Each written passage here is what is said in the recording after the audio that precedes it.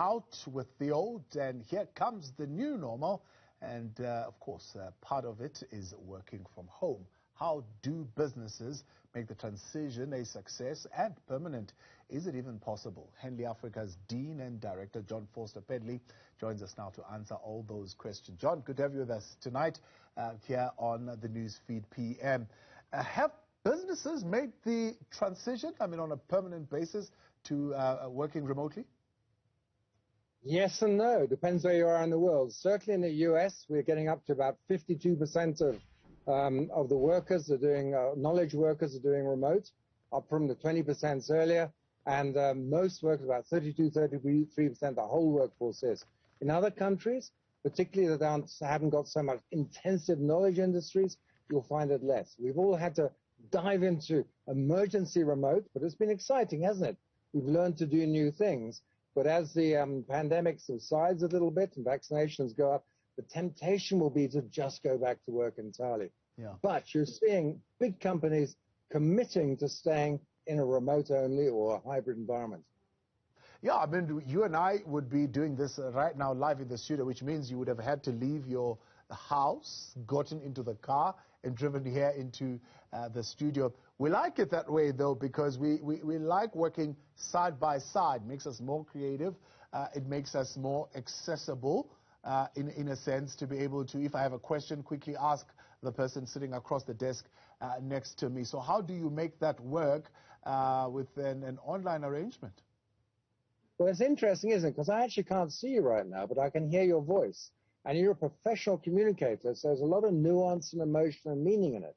So you're really good at communicating like this. And that shows that we've all got to start looking at that sort of skill. So I watch newsreaders, we all do that.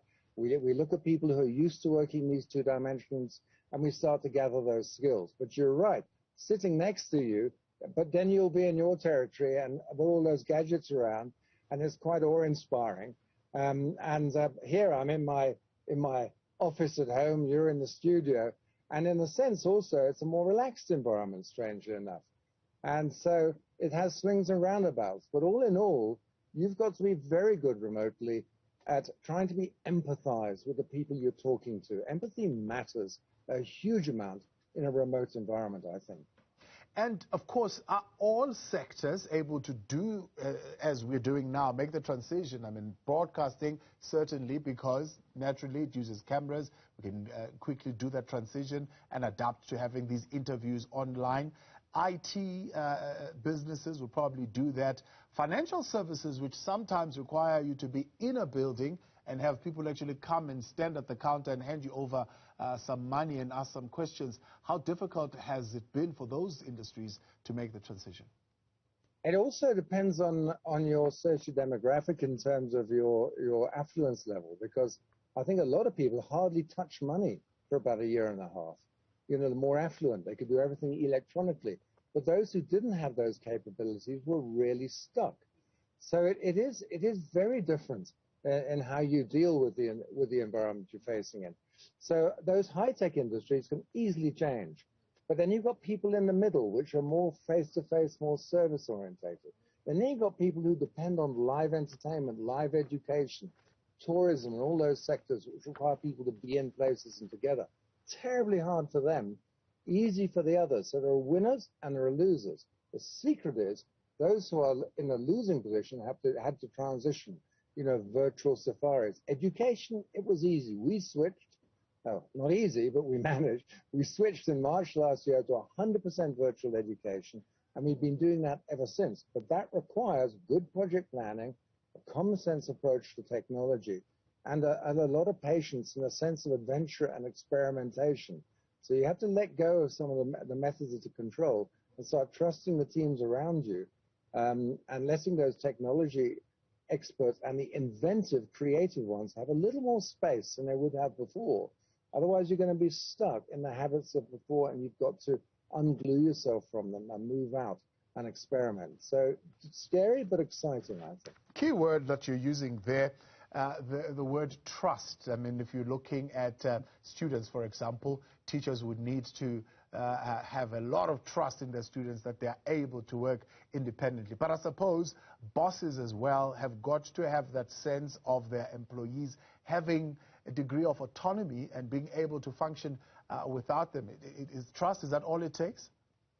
Well, let's talk about trust for a moment, if you can, because on one level, when it comes to when you're going remote, you have to set up the foundation of the organization in an absolute zero trust environment. You know, the governance, the tools, the technology, it can't be hacked. You can't have people involved in cybercrime. And you've got to make sure the governance is sure. So the base of the company is very zero trust. And on top of that, you build systems and processes and methods that are a little bit more trusting. You know, you have the tools, Miro, you know, Teams, Zoom, everything, you know, Monday.com, Slack, all the things that people are using, you put them in, and they generate a bit more trust. But on top of that, when you want to perform, you want to engage with people, and because people get drawn away from interaction, you have to move and create a much more trusting environment.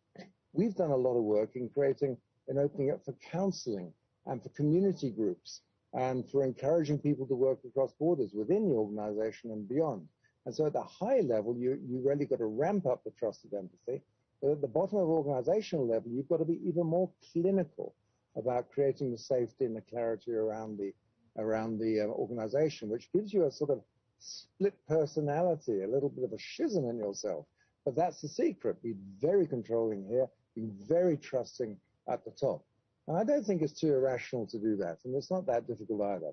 Did you find you had to train some managers, particularly those who are, you know, more hands-on, autocratic, they like to command the control types, to equip them, I suppose, with new skills?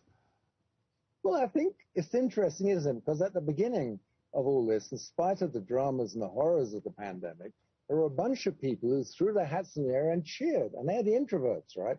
They could go and work in their own environments, and suddenly they could have the control they wanted. They weren't continually interrupted by loud talking and all that sort of stuff. So that was one thing. And then other people who built their communication with others, you know, you can talk to somebody, and that repartee builds an idea. That was absent. The autocratic managers who wanted to pull the levers and see the results immediately had to switch, if they were going to be successful, to working on controlled platforms where they could see the projects, but they had to learn that once they'd set people in the right direction, they've also got to let them go. Don't use KPIs, very tight controls, but use things like OKRs, objectives and key results. Broad objectives, and what are the 3 or 4 results areas? Let people run with it, but check in often and have a platform where you can see it, and be encouraging where you can. But here's a difficult one. You have to be ruthless, not in a horrible way to people, ruthless on objectives, because you can waste so much time in the virtual environment just by not being clear. So clarity is really important, and that's a skill that we all have to develop. And people who did that, they've done really well. Yeah. So it's no longer about watching the clock, but really looking at results, objectives of whatever project that you're in. Exactly. You know, you're not managing people in the workplace and controlling.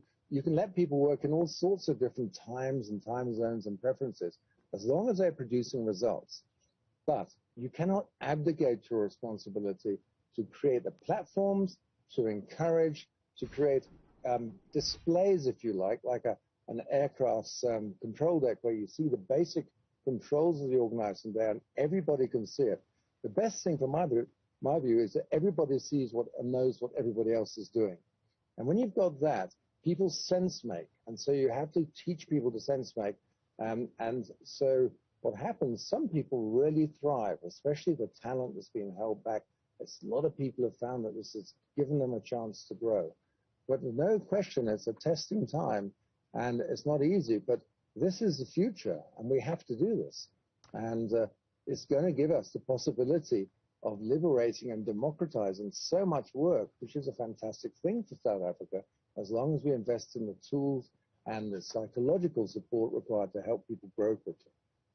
Where do people get a hold of this Henley white paper that looks at some of the stages and methodologies to working remotely, or at least the evolution of working remotely? Well, nip onto our website. It's henleysa.ac.za, and we're producing a lot of them now because we want to share all these insights. That's what a business school does. It's supposed to produce insights that help people, not hold on to it. So go onto our website, you'll find it. If you can't find it, track me down on LinkedIn. That's my name, Jon Foster-Pedley, and I'll put you in touch with somebody. Or you can see on our social media, which is Henley Africa. Check it out on our webpage. You'll see a Henley Africa Facebook webpage. All those sort of ways you can track it down. It's going up on the website, and we can also email it to people who need it. We'd be delighted to share it because it's been produced by Professor Dani Petzer, who coordinated this, Andy Bruff, who's a very good researcher and knowledge consultant in this area, and insights from other places as well, which we add to in our explanations of it. Jon Foster-Pedley, good chat. Thanks for dropping by. Appreciate it. That is Jon Foster-Pedley. He is with Henley Africa.